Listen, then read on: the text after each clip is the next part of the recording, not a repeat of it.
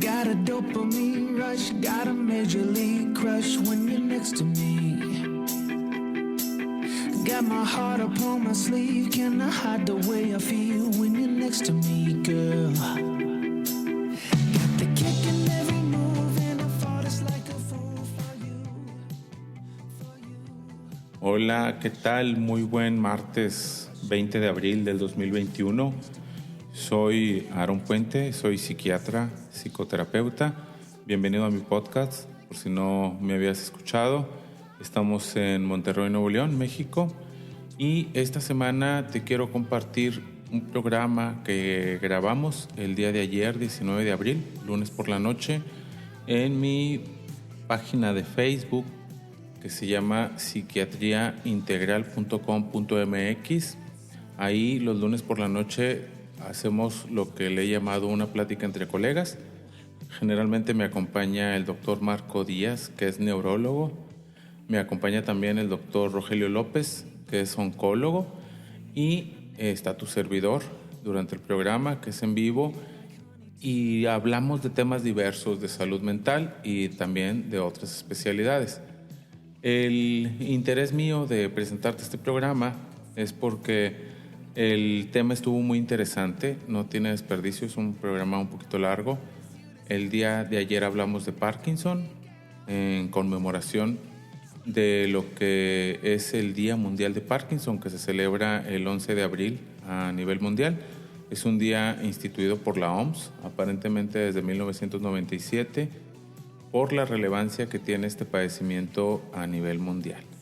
Se considera que aproximadamente el 2% o el 3% de todos los adultos mayores de 60 años van a tener Parkinson o vamos a tener Parkinson, y por la relevancia que tiene a nivel de su presentación y del desgaste que producen las familias y de la información que se requiere tener para tratar la enfermedad, pues la OMS instituyó este día para conmemorar el Día Mundial del Parkinson. Muy bien, te dejo la grabación, espero por ahí que sea de tu agrado. Si tienes algún comentario, me lo puedes dejar ya sea en cualquiera de mis redes sociales, en todas estoy como Psiquiatría Integral, y por ahí trataremos de contestar tus preguntas. Te invito también a que todos los lunes por la noche nos acompañes y que participes. Gracias por escuchar el podcast y gracias por compartirlo en caso de que creas que le interese a algún familiar tuyo o a alguna amistad tuya. En especial este tema, ya que por su relevancia decidí compartirlo contigo en el podcast, pero si lo quieres ver en vivo, pues puedes irte a mis canales o a mis redes sociales que te he comentado. Muy bien, pues que sea muy buen martes. Nos vemos por ahí al final del programa. Bye bye.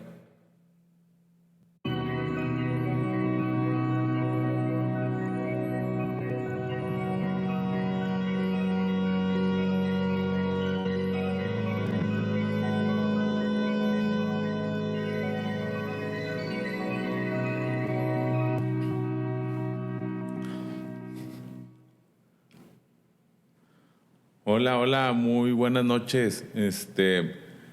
Bienvenidos a los que se vayan integrando al programa. Hay una disculpa porque estamos empezando un poco tarde de la hora que habíamos planeado. Hay por unos detalles técnicos con el internet y con el software para compartir en varias plataformas. Pero ya estamos aquí. Hoy es lunes 19 de abril del 2021. Son las 9:10 de la noche. Hoy propusimos un tema, fue propuesta de ambos, del doctor Marco y mía. Espero que en un ratito a ver si se puede integrar el doctor López, en relación al Parkinson, ya que se acaba de celebrar el Día Mundial, del Día Mundial del Parkinson, el cual fue celebrado, el 11 de abril, por ahí fue instituido por la OMS desde 1997, por la importancia que tiene este padecimiento a nivel mundial y la cantidad de gente y de personas que lo padecen, y hacer algo de concientización al respecto del padecimiento y de informar en determinado momento con respecto a esta enfermedad que se considera de las más frecuentes después de los 60 años de edad. Se cree que aproximadamente que el 2% de la población mayor de 60 años la va a padecer. En México no hay estadísticas así muy exactas al respecto, pero andamos más o menos dentro del mismo porcentaje. Y para eso pues vamos a platicar un poquito del padecimiento. Tiene muchas características de enfermedad neurológica y psiquiátrica. Son de los padecimientos neuropsiquiátricos donde intervenimos varias de las especialidades médicas. Y bueno, nos acompaña como cada lunes, nomás los últimos 2 lunes no pudo estar, el doctor Marco Díaz, neurólogo. Doctor, ¿cómo estás? Muy buenas noches. Buenas noches, ¿cómo estamos? ¿Qué ha habido? Muy bien, muy bien. ¿Estás enojado, Marco, o qué? No, adelante, no. Está enojado Marco por los problemas de la tecnología, pero ahorita se le pasa durante el programa. ¿Qué onda, Marco? Relájate, Marco, es lunes. ¿Qué ha habido? Muy bien, aquí trabajando y haciendo por la promoción de la salud. ¿Qué onda, Marco? De este padecimiento es de los que tú ves en el consultorio, digamos ya cuando traen la alteración neurológica, pero bueno, como parte importante y decirlo de una vez, se habla de 5 años de datos premórbidos antes de que se presenten lo que son los datos más francos clínicos del Parkinson, ¿no? Sí, o sea, esta enfermedad ya se conoce desde hace muchos años. Ya desde 1817, James Parkinson es un personaje médico que describió las características de la enfermedad y hablaba de un problema en el movimiento, un temblor. Hablaba de un movimiento involuntario y había una disminución en el rango del movimiento. Entonces el paciente se mostraba con falta como que aparentemente de fuerza, un temblor y aparte una postura como agachada. Y fue el que primero describió las características de los pacientes con enfermedad de Parkinson.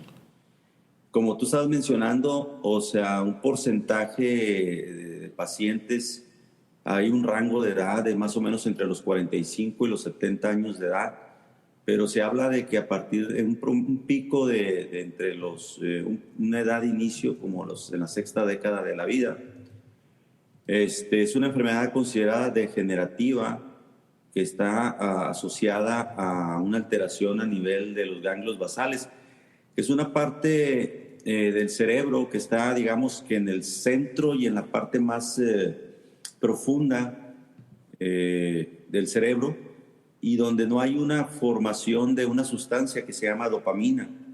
Todos de alguna manera han escuchado la palabra dopamina, ¿no? O sea, la mencionan como la que te da la fuerza, la que te da la viveza, la energía. Pues bueno, o sea, tiene algo que ver con las manifestaciones. Vamos a ver un paciente con Parkinson, lo vamos a ver apagado, sin falta aparentemente de iniciativa, y lo vamos a ver con una limitación en el movimiento. Hay una falta de movilidad espontánea y aparte se asocia a un temblor, el cual hay mucha confusión siempre en la población. Hablan de temblor, de Parkinson, a cualquier tipo de temblor, cuando la mayoría de los temblores son benignos. Hay temblor en los adultos jóvenes, pero es el temblor típico, el temblor esencial o temblor familiar, que es un temblor más que todo iniciado o terminado con la acción, con el movimiento. En cambio, en el temblor de Parkinson es un temblor en reposo, o sea, no está asociado al movimiento, aunque más adelante lo vamos a ver, pueden existir los dos tipos de temblores, tanto de acción como de reposo. El temblor de Parkinson es un temblor de reposo. Es un paciente mayor de 60 años. Hay una alteración en los reflejos posturales. La persona no se puede voltear de manera espontánea adecuadamente y puede caerse o puede fallar en el giro, el movimiento del cuerpo. Se asocia a una disminución en la velocidad del movimiento. Está lento el movimiento del cuerpo y de la marcha. El paciente camina y camina de forma lenta, generalmente con una postura inclinada de la cabeza y del tronco, y tiende a dar pasos cortos. Esos pasos cortos hace que el paciente, con una intención de corregir esta postura, no la corrige y puede incluso venir pasos rápidos y perder el control de la gravedad o el reflejo de la postura y caerse. De hecho, muchas de las causas por las que estos pacientes van a la consulta pueden ser que se tornan torpes, se pueden caer. Por ahí me ha tocado pacientes que estuvieron con el psiquiatra varios meses, tratados por depresión. O sea, es una realidad. El psiquiatra a veces no reconoce la enfermedad y la ve de manera como si estuviera la facies. La cara generalmente es una facies acartonada, no tiene expresión y lo confunden como si estuviera deprimido. Y el paciente se puede manifestar como si tuviera una depresión porque lo ven ya diferente y pierde la autoestima probablemente por las características. El paciente se torna más apático con el temblor, entonces sí puede recurrir al psiquiatra, puede pensar que está nervioso y lo que te había mencionado, le falta dopamina, le falta la sustancia que nos ayuda a tenernos un razonamiento un poquito más adecuado, más ecuánime, más tener una autoestima mejor. Y el paciente no tiene esa sustancia de dopamina. Se forma en los ganglios basales en una parte que se llama mesencéfalo y que tiene conexión con los ganglios basales más bien. Entonces, al faltar esta sustancia, se va perdiendo las neuronas, se van acabando, se va perdiendo esta sustancia y por ende pues viene la enfermedad. Sí, sí, de hecho, digo, por lo que decías, lo que pasa es que es de esas manifestaciones premórbidas, ¿no, Marco? Del padecimiento.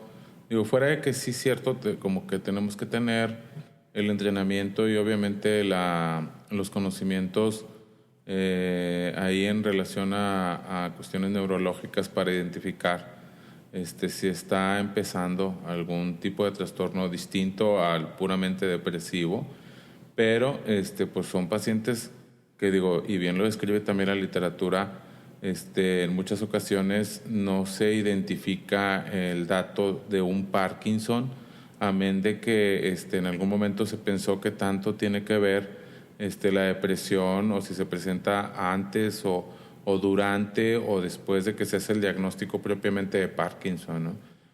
Te digo, precisamente en el sentido de considerar la posibilidad de que sea la manifestación, digo, de otro padecimiento, cuando vemos un paciente depresivo arriba de 60 años de edad, ¿no? Que generalmente es el motivo por el cual sí conviene apoyarse dentro del consultorio y una vez que evaluamos con especialistas de otra área, digo, en este caso como tú, que logran identificar eso, pues es parte de la especialidad tuya con respecto a este tipo de trastornos del movimiento, ¿no?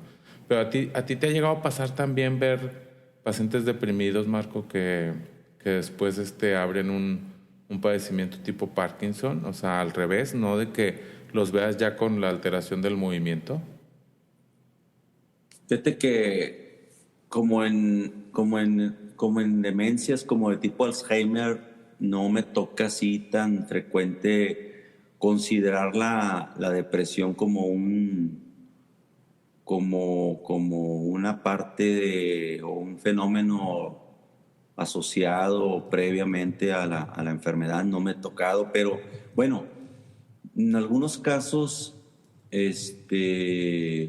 lo que sí yo te puedo decir es que tiene una característica su personalidad, o sea, son un poco cuadrados, se vuelven rígidos en su personalidad, no aceptan mucho las opiniones y son muy cuadrados. Eso es lo que, o sea, lo que me da la impresión que sí presentan los pacientes.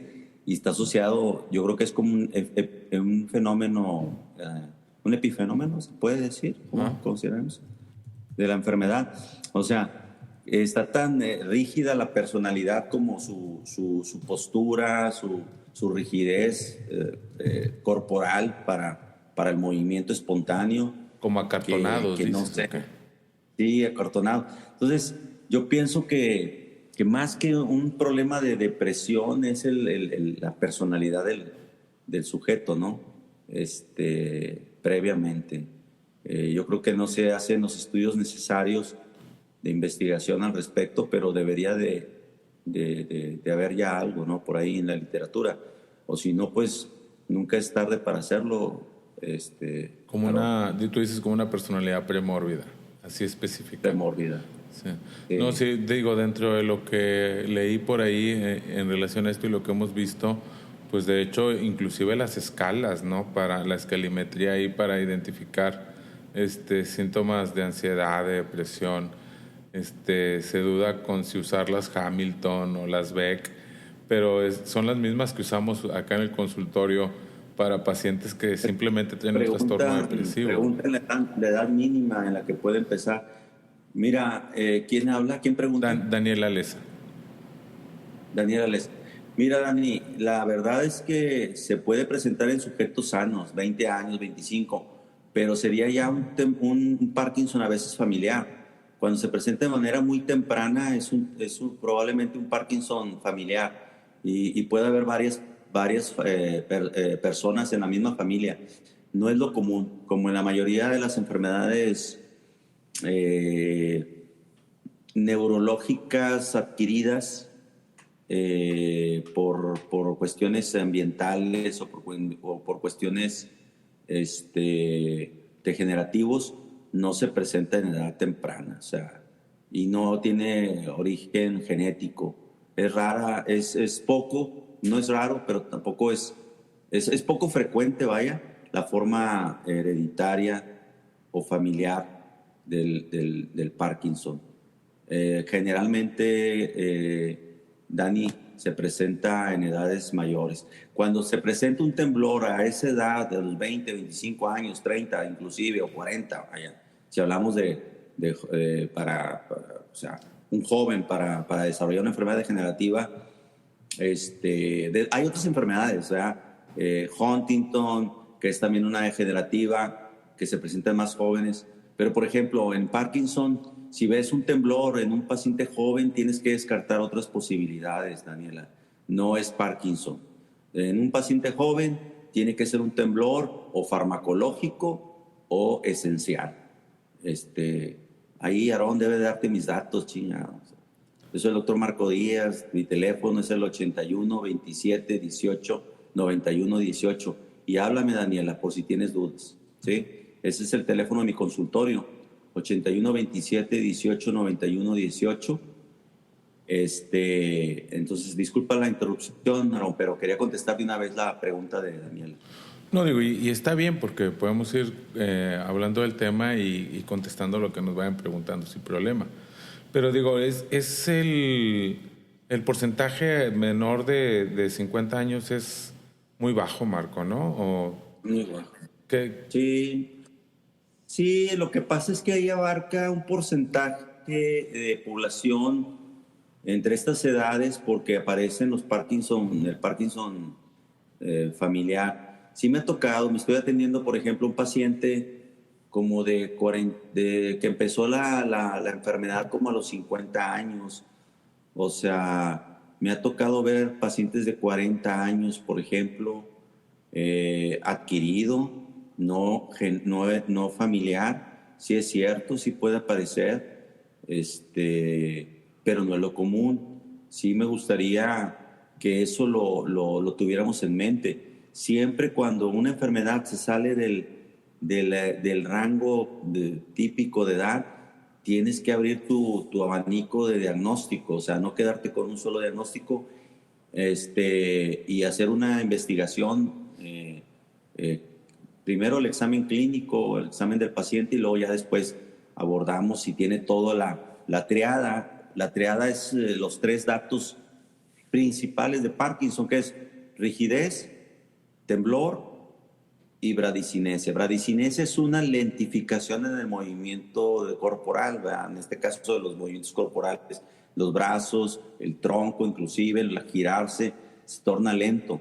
Se afectan los músculos tanto apendiculares, o sea, los brazos, las piernas, como el axial, como el tronco. Entonces vamos a ver una limitación en el movimiento, un temblor en reposo, un temblor de una amplitud más o menos así como la que yo estoy dando, y la velocidad más o menos así, no tan rápida como el temblor que yo tengo esencial. Esto no es Parkinson. No, ese temblorcito es temblor esencial. Muy fino. El de Parkinson es un poquito más lento y más amplio, ¿sí? Y puede ser en rueda dentada cuando caminan. Así le hacen. ¿Sí? Y es en reposo o en la marcha. El paciente está caminando y está haciendo el movimiento de temblor. Generalmente empieza de forma unilateral, o sea, un solo lado del cuerpo. Para aquellos que están pensando en Parkinson, cuando tiemblan los 2 lados al mismo tiempo, hay que descartar que no sea farmacológico. Tú los ves, Aaron, no me vas a dejar mentir, pacientes con uso de antipsicóticos, ¿verdad? A dosis a lo mejor altas, o antipsicóticos de los de vieja generación, pues vas a ver que pueden tener un poquito de temblor, a lo mejor menos amplio que el del Parkinson, y bilateral, ambos lados, jóvenes, ¿sí? Entonces a esos pues les asocian algún medicamento para contrarrestar el temblor, o bajan la dosis del medicamento que están utilizándolo para tal motivo, para mejorar la situación de su estado alucinatorio o acelerado que trae el paciente, ¿no? Sí, digo, ahí obviamente hay el antecedente de estarlo medicando, ¿va? Y yo creo, bueno, claro, ustedes checan la onda de la medicación que esté recibiendo el paciente cuando hacen la exploración. Nosotros también en este aspecto sabemos que son efectos de los antipsicóticos, ¿no? Muchas veces. Y se ha escrito en alguno que otro antidepresivo, ¿no? Por ahí, que también despierta extrapiramidales en este sentido. Pues ahí de lo que hablabas, Marco, de la escala esta que utilizan para lo que es la evaluación o según las etapas de la enfermedad de Parkinson, si hay dentro de la escala es una que es unilateral el movimiento, y luego cuando son ambos lados del cuerpo y todo eso, ¿no? La de Hoehn y Yahr, sí, Hoehn y Yahr. Es para ir viendo sin síntomas, con síntomas unilaterales, ¿verdad? Y luego se vuelve el problema bilateral, pero leve, con algunos problemas de limitación de los reflejos posturales, y luego va progresando a grado 3, 4, cuando ya es bilateral, ya hay limitación. Y pues sí, o sea, hay una clasificación que puede ser útil, sobre todo en pacientes cuando no tienen algún tipo de medicamento. Y luego ya vienen las escalas de discapacidad, ¿verdad? Que se hacen varias pruebas en el consultorio para ver la respuesta a los medicamentos, ¿verdad? A la respuesta al tratamiento. Sí, Hoehn y Yahr es la clasificación para ver si es afectación unilateral o bilateral, porque ya les digo, o sea, el temblor empieza en un lado para poder tener el diagnóstico. Cuando es bilateral el temblor, desde un inicio tienes que descartar otras enfermedades que también se les asocia al término parkinsonismo. O sea, tiene datos parecidos al Parkinson, pero ahora se llama parkinsonismo. Y hay una serie de enfermedades, ¿verdad? Entre ellas algunas demencias. Uh-huh. Algunas demencias, sí. O por ejemplo, pacientes con uso de medicamentos, los medicamentos que utilizamos para la digestión, la metoclopramida, para el mareo, la cinaricina, producen temblor, esos medicamentos. Y hay gente que lo utiliza por mucho tiempo o años. Me tocó un paciente con parkinsonismo, ¿verdad? No es parkinsonismo, un temblor con algo de rigidez y estaba tomando metoclopramida, ¿sí? O sea, su médico no se lo quitaba y él tampoco se lo quitó y se lo tomaba con horario. Lo usan para el reflujo, ¿va? Se usaba para el reflujo. Al reflujo y traía parkinsonismo que a veces ocupan medicamento con levodopa. Le quitas el medicamento, le das levodopa y mejoran. Como que hay una situación ahí de origen desconocido de por qué mejoran también con la levodopa. Entonces, tú le das seguimiento a través del tiempo y luego le suspendes el medicamento porque ya el paciente se ve que va mejorando porque suspendió ya durante un tiempo definido. A veces se requieren hasta meses. Hay un año en que el paciente ya se libera de todo medicamento, ¿verdad? Para ya no etiquetarlo con enfermedad de Parkinson. Uh-huh. Marco, sí. ¿Qué haces cuando les diagnosticas Parkinson? ¿Nos los mandas a nosotros a darles apoyo a la familia o al paciente? Digo, porque también esa parte y por la parte que me corresponde en el área que yo manejo de los síntomas depresivos, de ansiedad o de procesos psicóticos, se mencionaba, digo, la parte donde hay que, como que cuesta diferenciar qué tanto es por la neurodegeneración o la afectación propia del Parkinson, los síntomas que vemos psiquiátricos y qué tanto también tiene que ver con el aspecto psicológico, ¿no? Del momento en el que tú das un diagnóstico de Parkinson y que se tiene por ahí la idea franca de la evolución natural de la enfermedad, o cuando no se tiene franca, se ponen a checar ahí en el internet cosas con respecto al padecimiento. ¿Qué haces tú cuando los diagnosticas, Marco? ¿Les das tu apoyo ahí o los mandas? ¿Okay? Sí, mira, cuando los diagnosticas, sí, para el paciente pues entran en fases de a lo mejor de no aceptación de que tienen el padecimiento. Algunos pacientes, te repito, o sea, son generalmente pacientes ya maduros, o sea, en edad de que pueden en un momento dado entender que pueden padecer esta enfermedad, ¿verdad? Y la aceptan de buena manera. Pero hay una cosa que llamamos síntomas no motores, o sea, porque el Parkinson, o sea, es una enfermedad motora, pero por la manifestación inicial, pero también hay síntomas no motores que incluso antes de la enfermedad se pueden manifestar como alteraciones en el sueño, ¿sí? Pueden tener alteraciones del sueño REM, que es una forma de sueño donde el cuerpo está relajado completamente y tiene movimientos oculares. Ustedes se han acercado a lo mejor a alguna persona que está dormida y ven que tiene movimientos oculares y el paciente está muy, muy profundamente dormido y relajado. Eso se llama sueño REM. En este caso, de repente estos pacientes en esa fase de sueño donde deberían estar relajados pueden gritar, pueden tener pesadillas y ser un trastorno inicial antes de la enfermedad. Entonces, muchas de las veces a lo mejor van con el psiquiatra por un trastorno del sueño, entre algunos de los síntomas. Y dentro de los síntomas no motores pueden estar las alteraciones psiquiátricas, unas causadas por el mismo medicamento, por los agonistas, como vamos a hablar a lo mejor si tenemos oportunidad. Digo, aquí lo importante es la detección del padecimiento, pero hay medicamentos que ocasionan psicosis, entre ellos la misma levodopa, que es el Sinemet o el Cloizone, ya hablando de marcas, son medicamentos que pueden ocasionar alteraciones por el uso, por la misma, son precursores de la formación de dopamina, pero pueden producir alteraciones psiquiátricas. Y los agonistas dopaminérgicos principalmente también pueden producir alteraciones psiquiátricas.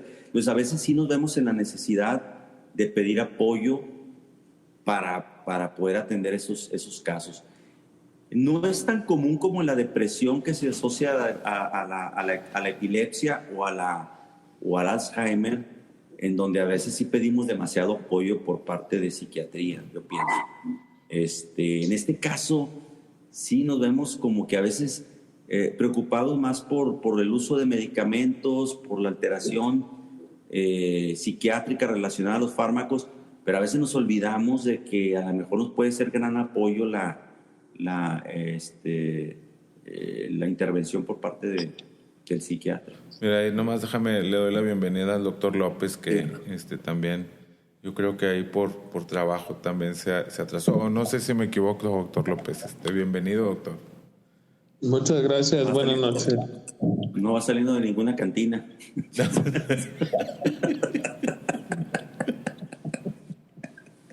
No, pero se ve bien, se ve sobrio.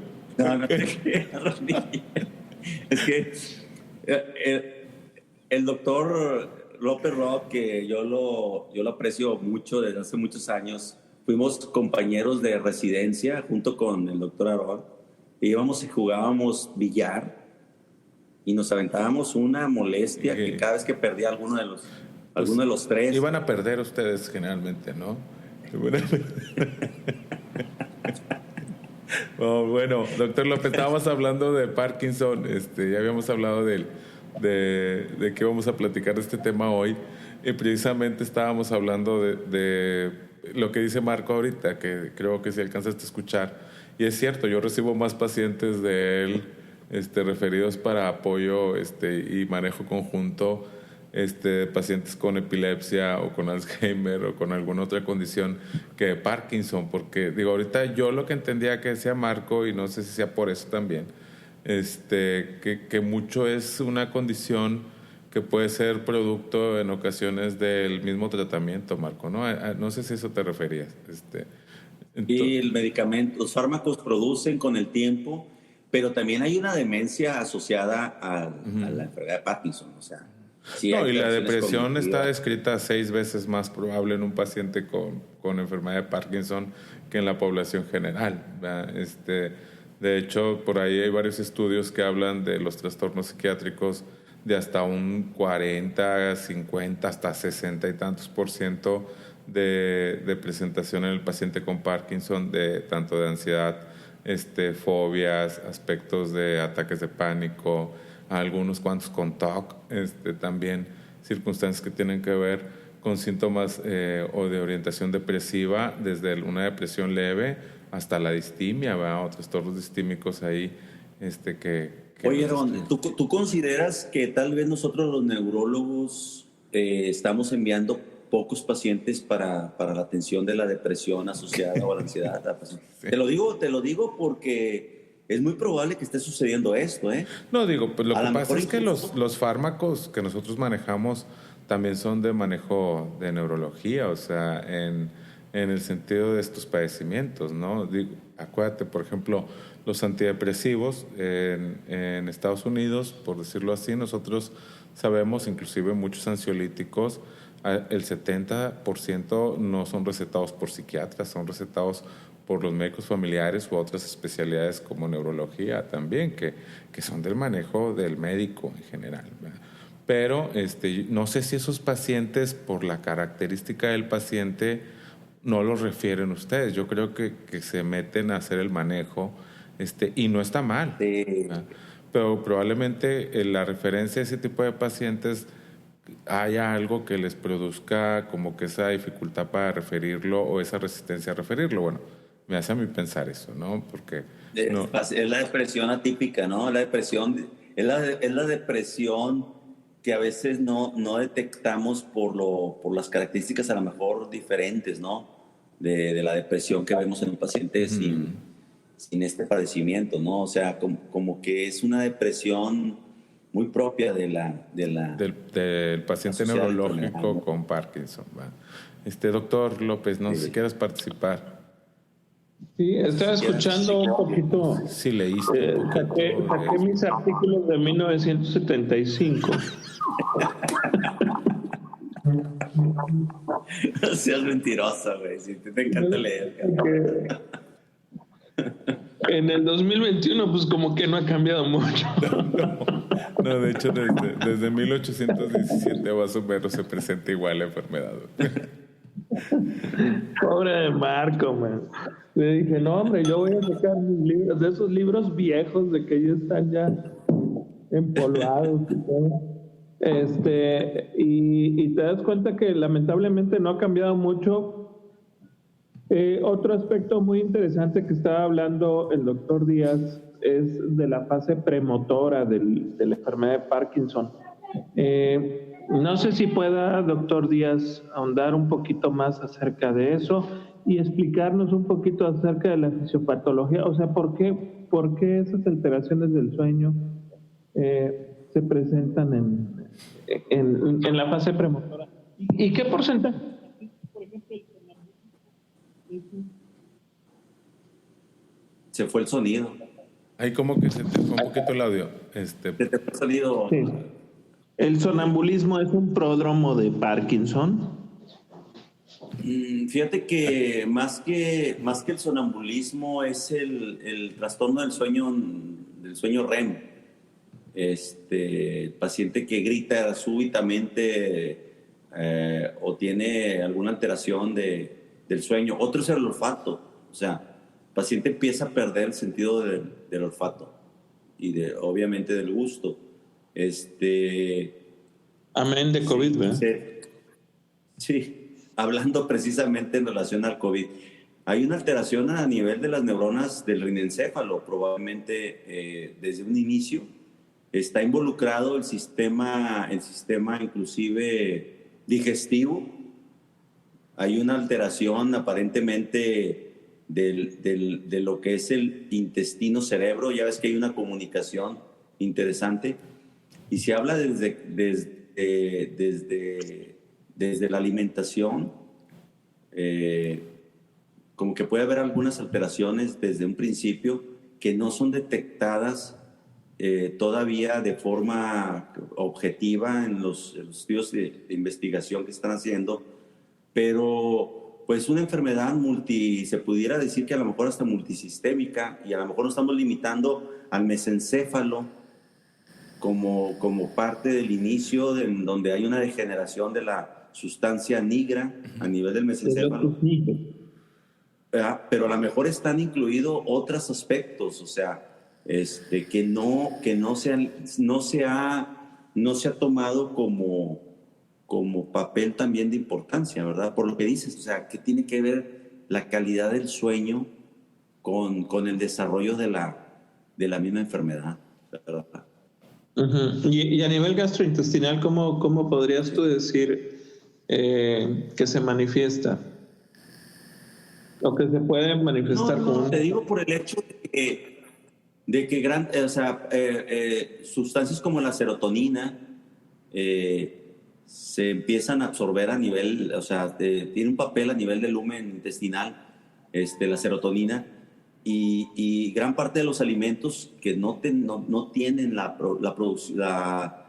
producción a lo mejor a nivel intestinal de serotonina influyen en el desarrollo, por ejemplo, de depresión en algunas personas. En el Parkinson tiene papel también a lo mejor la formación de dopamina desde el inicio del lumen intestinal.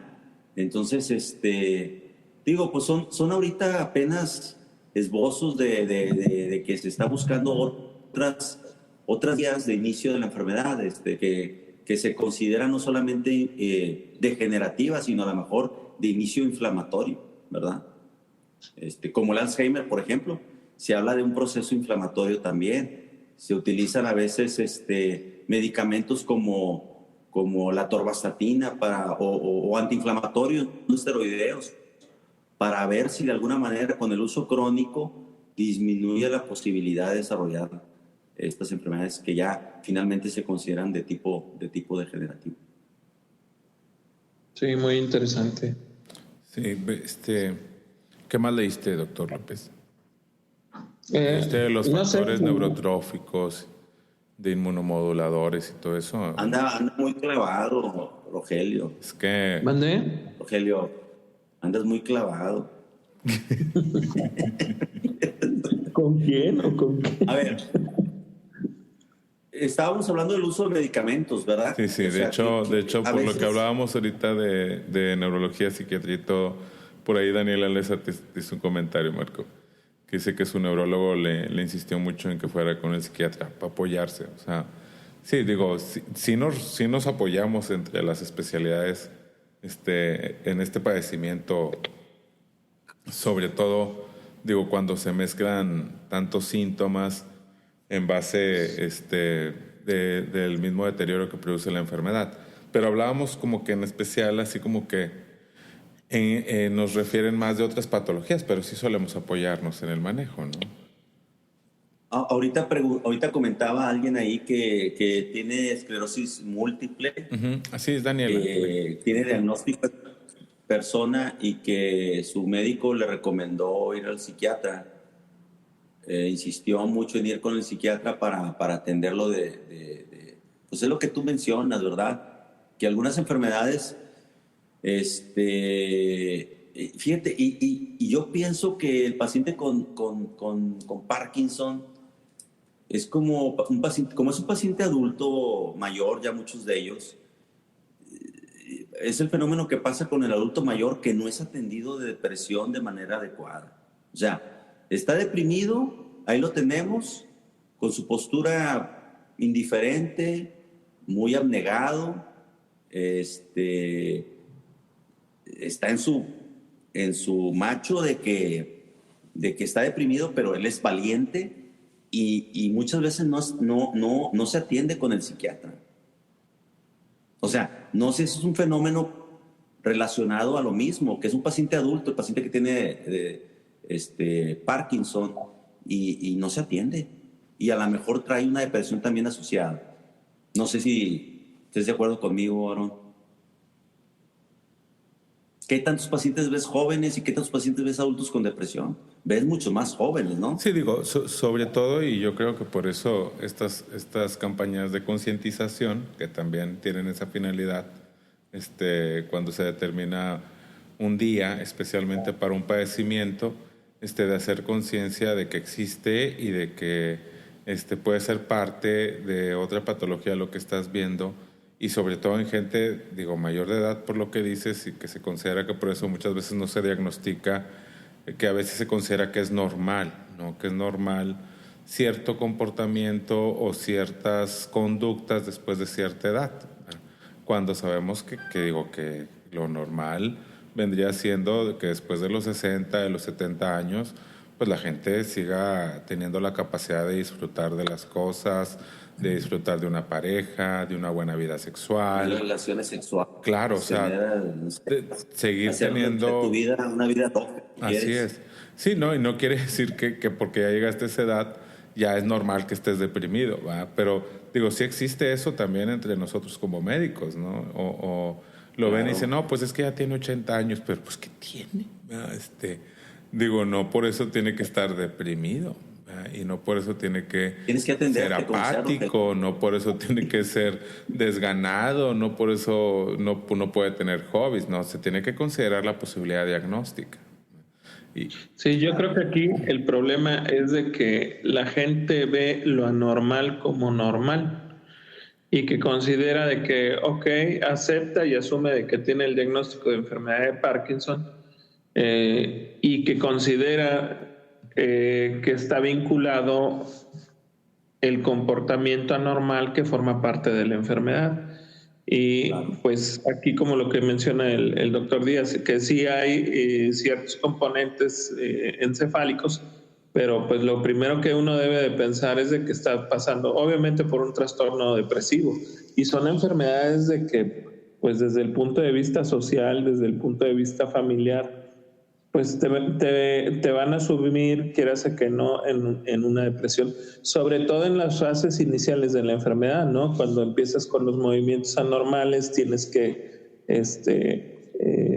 ya ves de que guardan las manos, etcétera. Y, claro. Digo, es algo, el enfrentarte a esa realidad, pues obviamente en cualquier persona, pues es algo muy difícil, ¿no? Y sería muy ingenuo pensar, no, pues no, este paciente no tiene depresión. Claro que sí, es algo reactivo, obviamente, pero pues es algo que pierdes. Al final del día estás perdiendo la salud y pues obviamente va a tener esto consecuencias en tu comportamiento, en tu sociabilidad, ¿no? Claro, Mira, por ahí sí, incluso ahí está. menciona Marta, dice, no estamos acostumbrados a que se nos maneje como pacientes de manera integral, neurólogo, geriatra, psiquiatra, etcétera. O sea, sí es cierto, o sea, mira, Marta, no nos hagamos, lo que dice el doctor López Rod es cierto, o sea, ni siquiera tomamos en cuenta la edad del paciente a veces, o sea, dices tú, es un adulto, puede estar deprimido, pero pues que sea, o sea, vamos a verlo como algo natural por la misma edad y a lo mejor sí requiere de un apoyo por parte del psiquiatra, digo, del geriatra pues también, ¿verdad? Pero bueno, no quiero ahondar, pero los neurólogos podemos ver más integralmente al paciente que los geriatras, aunque se sientan aquí. No, Marco, Pero la no te verdad, pelees, Marco, por favor. Sí, cierto, pero digo, sí, quizás iba más en el sentido de que sí no están acostumbrados a que los vea a veces varias especialidades. Yo creo que pasa más en el privado, ¿no? Eso, porque obviamente yo lo veo y luego lo mando con el neurólogo y el neurólogo lo manda con alguna otra especialidad. Y es como que menos frecuente eso en la privada, como que es más que el médico quiere tratar todo, ¿no? Y sí sucede. Y en lo institucional, pues sí es común que nos apoyemos entre las diferentes especialidades a nivel institucional. En nivel privado sí toca médicos que quieren tratar todo, ¿no? Que a lo mejor se dedican a un área de especialidad como la nuestra y dicen, no, yo también trato trato esto, otro, trato. Pero sí, el paciente se acostumbra, ¿no? A que un solo médico lo trate. fíjate que cuando digo, a todos nos pasa, pero cuando aumenta el entrenamiento en algún área de la neurología, o sea, si haces a lo mejor un especialista en Parkinson, un especialista en epilepsia, un especialista en Alzheimer o en demencias, generalmente te haces más consciente de integrar a los demás especialistas. No sé por qué, pero a veces resulta ese fenómeno. O sea, te haces más consciente porque te haces más experto en algo y ves las necesidades de cada paciente que ya estás viendo. Entonces, no debería de faltar en el entrenamiento del día, o sea, de pedir apoyo por parte de psiquiatría, por parte, a lo mejor de geriatría, no está mal el comentario porque algunos aspectos sí a veces los ve mejor el psiquiatra en cuanto a la medicina del anciano, ¿verdad? No en cuanto a la enfermedad neurológica. Yo creo que allí debemos de tener en cuenta que el neurólogo ve mucho mejor el aspecto neurológico que el psiquiatra, que el Pero geriatra. fíjate que tú dices algo muy cierto, Marco. Cuando te haces más especialista en un área, sí es cierto, compartes otros aspectos. ¿Por qué? Porque tú te quieres enfocar. Yo le voy a poner algo similar a lo de oncología, ¿no? Yo me quiero enfocar en el problema neoplásico y no distraerte con otros problemas que pueden ser que metabólicos, que pueden ser problemas depresivos, etcétera. Y es cierto, o sea, quieres concentrarte en el aspecto que a ti te toca y que alguien más venga y te ayude en los otros rubros. Pero eso sí, también tienen que estar muy conscientes todos de que hay veces de que la terapéutica puede ser de que la terapéutica de Aarón choque con la de Marco, ¿no? O sea, tiene que también haber cierta armonía en las decisiones terapéuticas, porque yo creo que lo importante es de que no nos estorbemos los unos con los otros. Claro. La persona más importante al final del día, pues es nuestro paciente. Claro, claro. Fíjate que no hemos tenido tantos problemas, ¿verdad, Aaron? Al principio a lo mejor tuvimos algunas diferencias, pero conforme pasa el tiempo te vas haciendo cada vez más sabio, ¿no? Solo que a veces yo me pongo a manejar epilepsia, Que no debería, pues, pero digo, una vez que tú ya hiciste el diagnóstico y todo y empezaste el manejo, a veces yo les hago ahí algunos acomodos sin avisarte. Unos ajustes. Como tú que les Mejoran quitas, mucho los pacientes. tú a veces les Algunas quitas, veces me ha tocado algunos pacientes que traen con depresión y que dice, doctor, lo que pasa es que no, vamos a ver, o déjale una evaluación de su raíz del problema desde la infancia. Y a veces tengo que ejecutar yo lo que no ejecuta su psiquiatra. sí, ya sé, no, les ha cambiado el medicamento a veces el antidepresivo. Digo, bueno, vamos. No, es broma, es parte del show. A veces podemos coincidir, a veces no, pero lo más importante es que se debe trabajar en team, ¿verdad? En equipo.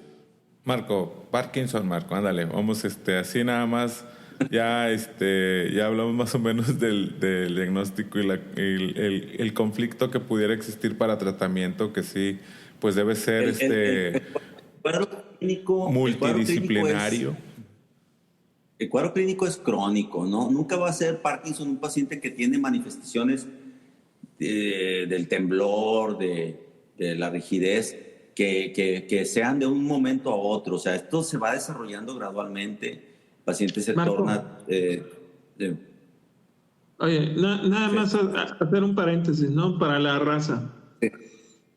¿Qué diferencia hay entre enfermedad de Parkinson y síndrome de Parkinson? Digo, es una pregunta media boba, pero bueno, para que la gente entienda, ¿no?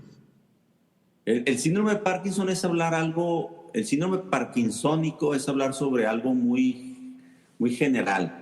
Es decir, este paciente comparte algo con la enfermedad de Parkinson. ¿Cuál es? El temblor, la dificultad del movimiento, a lo mejor los pasos cortos, la falta de rapidez en el movimiento espontáneo. Pero el Parkinson, existe la triada, ¿verdad? Empieza el paciente con un temblor o con una rigidez que se le dificulta incluso hacer la firma o anotar cosas, empieza a tener dificultades, la letra se hace más chiquita por la misma falta de movimiento amplio de la mano, se hace más rígido el movimiento, entonces la firma va a ser más corta, más pequeña. El movimiento espontáneo de girarse se va a dificultar y va a existir el temblor en reposo. ¿Qué pasa con el tiempo? Va a aumentar. ¿Qué tenemos que hacer? Hacer una prueba con medicamentos. En este caso, la prueba principal es con levodopa. O sea, no hay otra opción más que con la levodopa para determinar si este temblor y esta rigidez va a mejorar con este medicamento. Si mejora, entonces estamos hablando de que el paciente sí tiene probablemente enfermedad de Parkinson. Los estudios de resonancia, que es tan común solicitarlos, van a salir normales. O sea, es mentira de que hay algunas alteraciones, es puro rollo. Tendremos que tener un caso avanzado de enfermedad de Parkinson para ver algunas alteraciones en la resonancia que no se van a discutir ahorita. Pero el principal diagnóstico es clínico, es el paciente, no son los estudios, es el paciente. Y las pruebas con medicamentos para ver la respuesta, y con la respuesta vemos si el paciente realmente tiene enfermedad de Parkinson. Pero es la levodopa la que se hace la prueba esta. Y posteriormente, si la respuesta resulta que el paciente mejoró, se inicia a lo mejor mismo levodopa o se utilizan medicamentos que tienen el efecto parecido a la levodopa, que se llaman agonistas dopaminérgicos, ¿sí? Entonces, es una serie de medicamentos que se pueden utilizar. La idea es utilizarlos de manera razonable, dosis bajas. Hay que hablar con el paciente para enterarlo de que esta enfermedad tiene una buena respuesta a los medicamentos, que en un futuro a lo mejor no hay una respuesta espectacular, hay otras opciones, hay otras alternativas, sobre todo las invasivas, como es el estimulador de estimulación profunda, ¿no? Estimulación profunda, perdón, se me fue. Que son una alternativa para mejorar. Estimulan los centros a nivel de los ganglios basales para que el paciente con un estímulo eléctrico mejore en cuanto a movilidad. O sea, esa sería una alternativa a futuro o a mediano plazo inclusive. si el paciente ya trae una enfermedad más o menos avanzada. No hay limitación en cuanto a edad, o sea, yo quiero que aquí quede claro, respetando cierto grupo de pacientes, o pacientes de 80 años en adelante, que se van a someter a una cirugía con cierto riesgo, pues no, ¿verdad? Pero se puede utilizar alternativas. Cada vez salen fármacos y pues hay que darle siempre la esperanza al paciente con la enfermedad de Parkinson. Sí. Pronóstico y tratamiento ya más o menos lo cubriste, Marco. Digo que también que yo creo que nos queda claro a todos que el manejo es multidisciplinario también, porque también se tiene que trabajar mucho en el aspecto psicológico con la familia, con el mismo paciente, y en el aspecto psiquiátrico, pues obviamente de las manifestaciones que se presentan, depresión, ansiedad, de las que hablamos ahorita, pues también se hace manejo farmacológico, pero siempre de la mano con el equipo, o sea, con el neurólogo, porque en este caso, pues sí hay medicamentos inclusive de los que nosotros usamos que pueden empeorar en ocasiones algo de la sintomatología en el Parkinson, ¿no? Que también quizás por parte de eso sea algo de lo que estamos hablando, de que prefieren ustedes reservar el manejo del paciente, pero... Pero a veces sí se tienen que utilizar antipsicóticos, doctor Aaron. O sea, sí se tienen que a veces utilizar... No, pues de los más usados, la clozapina y la quetiapina, que es la que se está usando también últimamente. Olanzapina se veía que también tenía buena respuesta en síntomas psicóticos cuando hay la presencia de ellos en este padecimiento, pero se da al paciente y le causa por ahí, digamos, a veces se empeora la posibilidad del cuadro o de las consecuencias del cuadro en vez de ayudarle. Entonces se usa más clozapina y quetiapina. Muy bien. Y de los ansiolíticos el alprazolam, así de vida media corta y para ver la posibilidad de ir adecuando dosis, y de los antidepresivos, de los más estudiados la paroxetina, ¿no? Muy bien. Y algunos antidepresivos tricíclicos que también ayudan algo con el movimiento.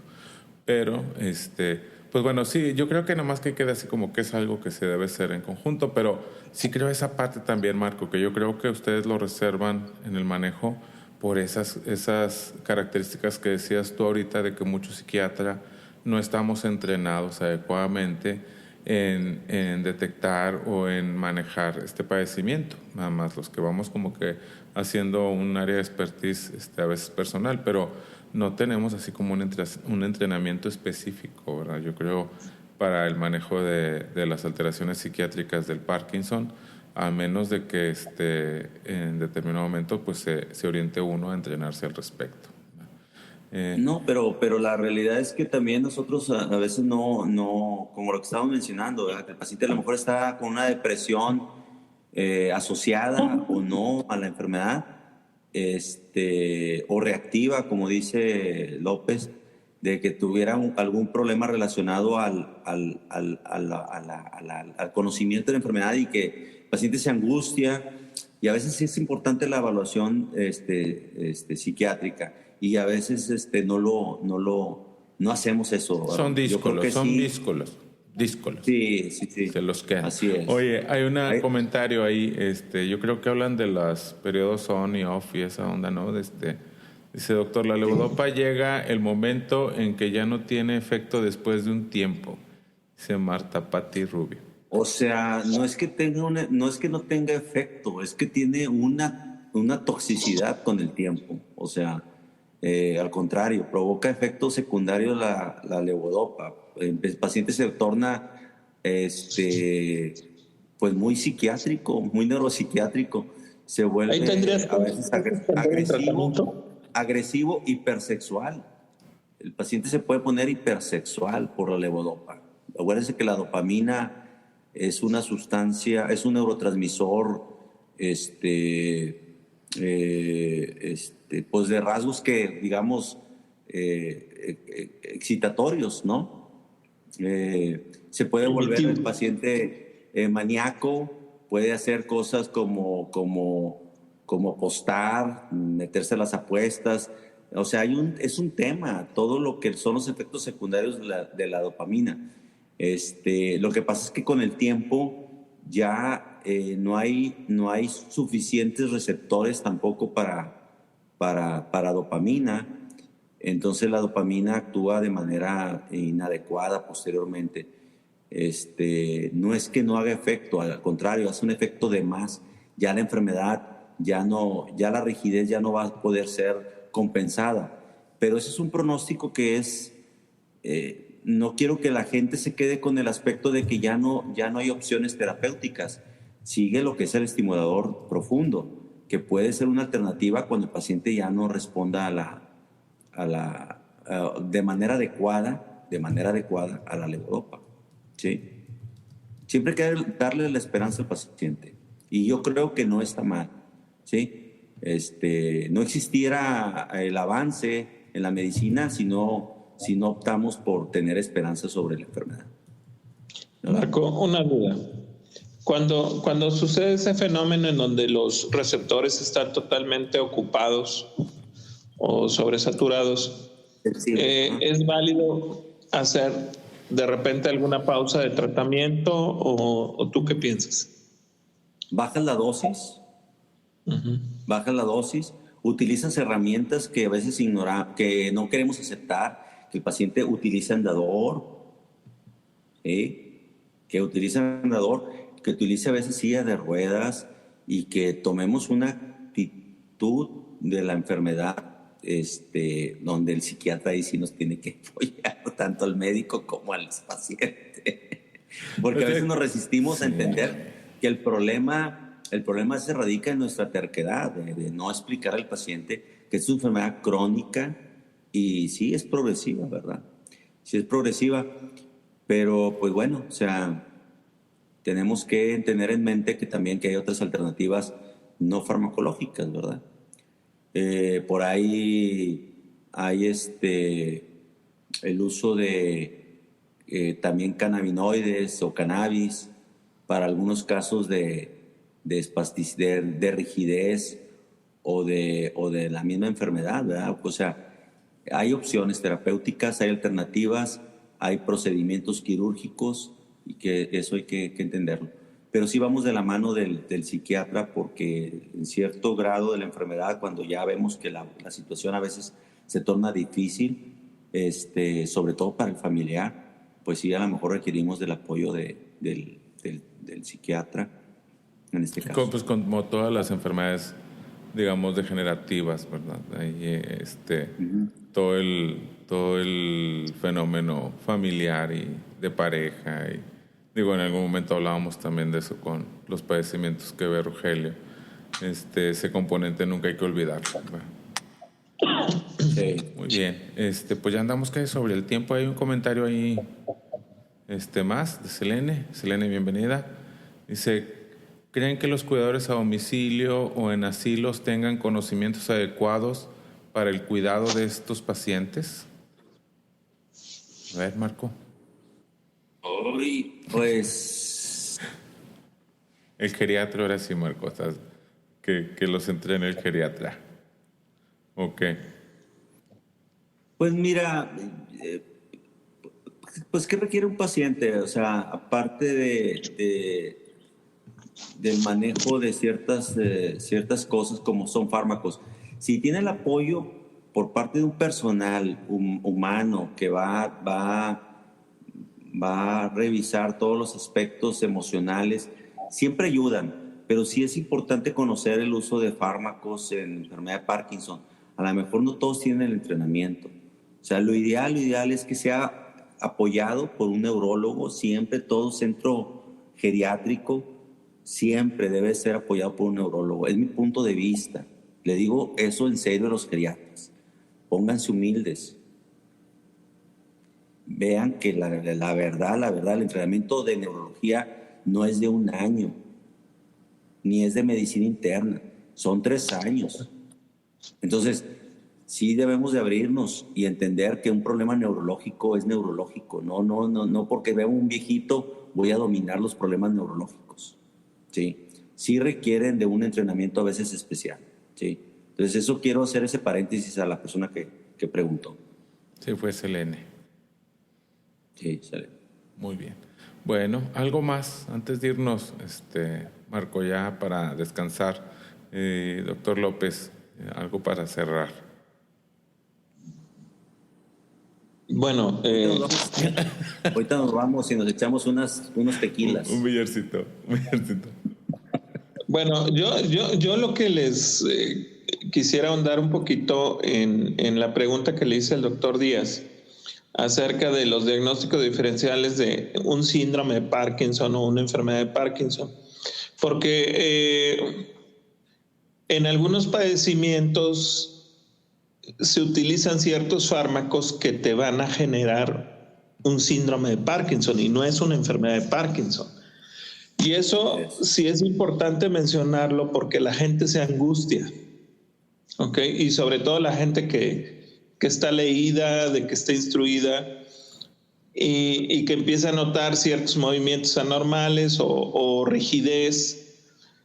Y pues eso hay que explicarlo, hay que hacer una revisión farmacológica, ¿sí? Por ejemplo, voy a defender un poquito a los geriatras, ¿no? Que vendrían siendo nuestros primos hermanos de los internistas. La polifarmacia en el adulto mayor, pues obviamente va a generar ciertos trastornos neurológicos y lo que yo siempre he dicho, todo paciente tiene un talón de Aquiles. Estamos totalmente de acuerdo. El nefrópata pues es el riñón, el cardiópata el corazón, etcétera. Entonces, de alguna otra forma, si algo sucede en un órgano, va a repercutir en otro y sobre todo si utilizamos ciertos medicamentos. Entonces, a lo que quiero cerrar mi comentario es las personas que tengan ciertos síntomas asociados al síndrome de Parkinson, pues aquí lo más sencillo es hay que revisar qué medicamentos se han estado empleando en este paciente y explicarlo. Sí, y no casarnos luego de que dicen, bueno, este paciente tiene una enfermedad de Parkinson. No, eso no es así. De hecho, poquito antes que hayas llegado, que me comenté eso. Sí, o sea, el uso de antipsicóticos, generalmente los típicos, el uso de metoclopramida, el uso de vasodilatadores, calcioantagonistas como sinaricina, flunaricina, etcétera, producen síntomas parkinsónicos. ¿Sí? Así es. Los mismos antidepresivos serotoninérgicos, o sea, que producen efecto ahí serotonina, también pueden producir algunas veces temblor y puede poner ansioso a veces al paciente. Si es un tema tú, Rogelio, de los fármacos, porque nosotros como internistas, tú eres un internista maravilloso, me mandas muchos pacientes porque tú captas muy bien los pacientes que requieren atención neurológica, tú como oncólogo, o sea, tú te das cuenta de muchos casos en donde la iatrogenia por medicamentos es increíble, ¿verdad? Así. Muy bien, pues bueno, yo creo que cubrimos el tema, ¿no? Y dejamos para otros lunes, más aristas del mismo tema y yo creo que esta platiquita sí estuvo ahí rica, ¿no? Con respecto al Parkinson. Pues gracias a todos los que nos acompañaron, a los que vean este video después, el doctor Marco Díaz, neurólogo. A ver, doctor, di tu número porque ahorita, no sé, dices tú que yo nunca te promociono, ni dónde estás, ni nada. No, me ocupo, pero como ya sea sabemos, para dudas, doctor. Con todo gusto. Cualquier duda que tengan, mi teléfono personal es 81 12 77 38 27. Ese es el teléfono personal, ¿sí? 81 12 77 38 27. Con mucho gusto, si tienen dudas, todos los fans de aquí del doctor Aarón. Son los mismos, doctor Marco. Oye, Marco, ¿y dónde está tu consultorio? Dale. Estoy en el Hospital Sierra Madre, este hospital que está en la esquina ahí al lado del hospital, del Centro Médico Hidalgo. El Hospital Sierra Madre, mi teléfono es 81 27 18 91 18. Ahí con Sarita, con Sara. Que te cualquier aguanta, cosa. que te aguanta. Muy bien. Doctor López, ¿dónde estás tú? ¿Tu consultorio? Pues yo estoy en Ciudad Victoria, ahí ejerzo la oncología y en Saltillo también.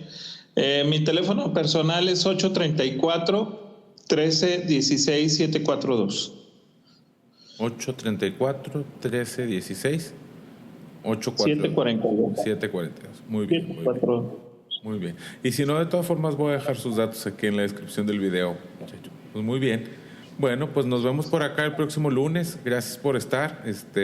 Estaremos o trataremos de estar más puntuales, pero ahora sí nos jugó ahí una trampa. De hecho, cuando entraste, Rogelio, llevábamos como 20 minutos apenas de estar comentando el tema. Pero, pues bueno, qué bueno que sí pudimos estar juntos. No, yo estoy ya me di por vencido. Yo creo que voy a seguir utilizando el teléfono. Bueno, pero te ves muy bien por teléfono. Muy bien. Bueno, vámonos, pues buen inicio de semana a todos. Buenas noches y gracias por acompañarnos. Que descansen. Nos vemos el próximo lunes. Bye bye. Hasta luego. No cuelguen. No, bye bye. Aquí nos quedamos. Sí, bye.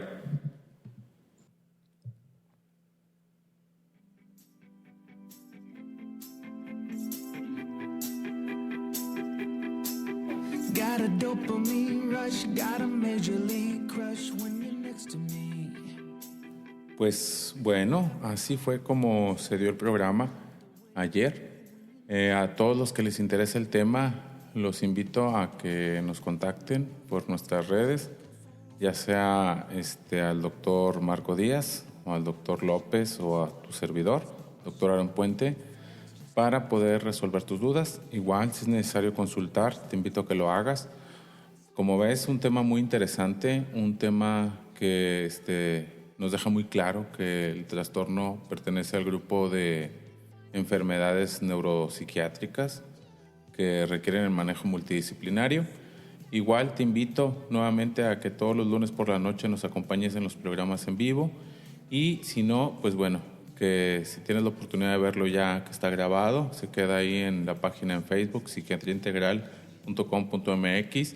También se queda en mi canal de YouTube, Psiquiatría Integral Dr. Aaron Puente, y en Libsyn nos puedes encontrar en los podcasts, igual como Psiquiatría Integral. Pues gracias por tu tiempo. Si llegaste hasta esta parte de la grabación, pues bueno, quiere decir que ya tienes un rato escuchando el podcast. Y si te interesó el tema, qué bueno. Te agradezco también si lo compartes, si te suscribes en el canal o si te suscribes también ahí en la página de Facebook. Nos vemos por lo pronto el próximo lunes y muchas gracias por tu atención. Que tengas muy buena semana. Bye bye.